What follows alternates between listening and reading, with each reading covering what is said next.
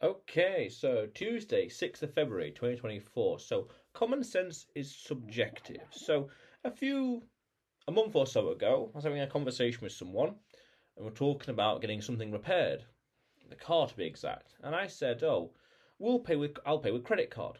We'll pay with credit card." And the person said to me straight away, "No, no, no, no, no. Pay with cash. It's common sense, cash."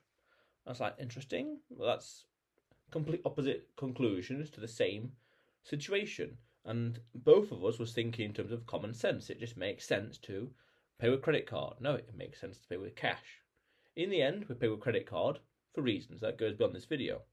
But it was interesting how the same problem, two different people thought that common sense was a complete different action to resolve the problem.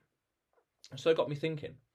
There's this concept in biology called the surface to volume ratio, which talks about how big animals can be they can have they can be less efficient with the calories and energy in their body, and it still affects it does not affect their ability to survive. But small animals have to be very, very precise and tight and well structured with the energy and calories. They can't afford any waste. So it was interesting how a big organism, an elephant, or a company, or a rich man, versus, say, a small company, a mouse, a small company, or a poor person, would have complete different attitudes towards efficiency and being productive and doing things, i.e., common sense. What could be common sense to one rich person will be completely different to a poor person. Him not caring about the bill, how much something costs, oh, just pay with whatever, just pay it. And this person over here will be much more frugal in the bill and much more frugal in the offers and what's for sale. Both of them will be thinking just common sense. It doesn't matter. Doesn't matter, just do it. Be careful because other problems.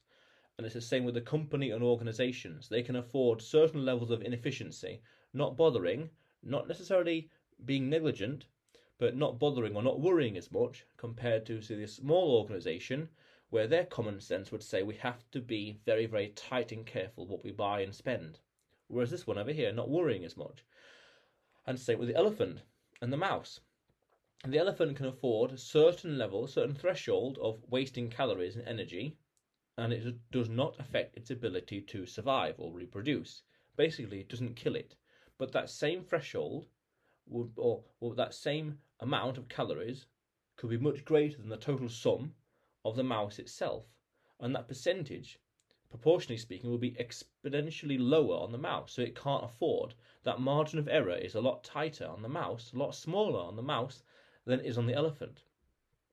So that shows that people would have same problem but look at it completely differently and think and approach the problem in different ways, have different solutions to the same problem. Case in point, this thing with the car. Pay with credit card? No, pay with cash. Is there a difference? Well, technically speaking, yeah, there's a difference. That's why I said pay with credit and someone else said pay with cash. But it's interesting how that the same situation, two different ways of looking at it. Based on two different complete worldviews and opinions and standards and priorities and values and objectives. That's the other interesting thing. Because I've also started to realise that ultimately everyone's got different objectives and opinions, values and priorities, naturally, of course. The world is very subjective in that sense. The human arbitrary world is very, very subjective. You ask 100 people what they think of, say, this book, and you will get 100 different opinions. And those people will say, some people will say it's not worth reading that book, others say it is worth reading that book, and a whole spectrum in between. So there really is no common sense. It's more like subjective sense or subjective common sense, what they believe to be right at that moment, at that time, at that situation. Maybe in a year or 1 year ago, the same person, the same situation, they would have come to different ideas or conclusions based on their knowledge, based on learning things, based on the way they view the world, which also makes sense as well because the more you learn, the more you can be resourceful, the more you can adapt to the world and maneuver it. Makes total sense. So in that case then, we want to be learning as much as we can about the world, learn as much as we can, and learn and recognise what that threshold is, that level of inefficiency, the surface to volume ratio. Because if you're too inefficient, wasting too much time, the critical mass of time or energy or whatever, and that can really affect you. And yet the same amount of money or time for someone else would not affect them whatsoever. Not affect them whatsoever. So, if we say 50% of net worth, 10%, 1%, whatever it is, it's going to be a different value, different nominal value for different people. So naturally they could afford a different level of inefficiency, therefore not bothering as much.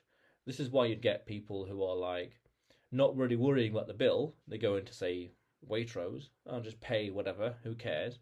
And yet a person will be trying to get as many vouchers and discounts as possible for the same thing, for the same shopping load. It's very subjective because we have different opinions and values and standards.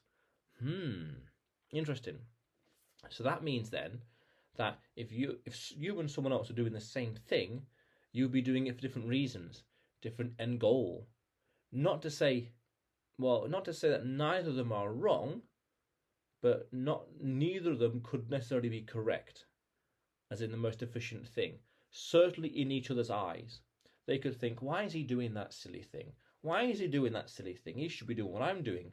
He should be doing what I'm doing.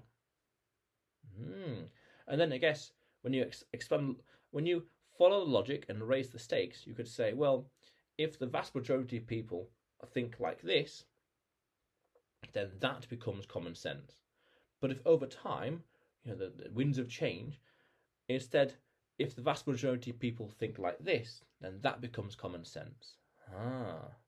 So that kind of shows it can change over time. You just look at, say, societal standards of today versus 100 years ago or 200 years ago, and how they would have changed. How people 100 years ago in Victorian England would have viewed this scenario or that scenario versus people today viewing these different scenarios. The prevailing winds. This is what's called also the Overton window. What this kind of like spectrum of acceptability, of political or social acceptability changes. There's this problem here, and here's the window of here's the potential solutions, and it changes and expands and whatever else. So one day these are acceptable, the next day these are acceptable, or the next 10, 20, 30 years. And 40 years from now, same problem, this will be acceptable over here. Or 100 years from now, it'll be over here, all these things. So it changes. Makes sense. Interesting. So common sense is subjective. Yeah. So otherwise then, you will see me tomorrow.